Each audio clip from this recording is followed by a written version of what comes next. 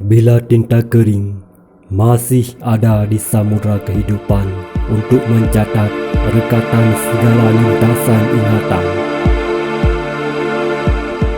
Bila diam, khawatir tinta akan menjadi membusuk, menjadikan terpleset ketika berpijak, terjatuh di tumpahannya.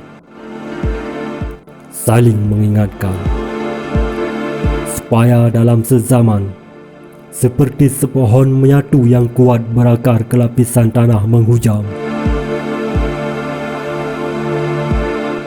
Gembira atau duka dan rindu di telapak angin teregam menghembus menerpa menjadi catatan. Meski tinta-tinta yang hadir tak seindah sketsa mawar merah atau sesanjung reka harumnya untuk membuat wajah-wajah tersenyum, namun bait-bait cintanya terus zahir, terselip kasih dan cinta, menggetar, terdengar di dinding-dinding zaman.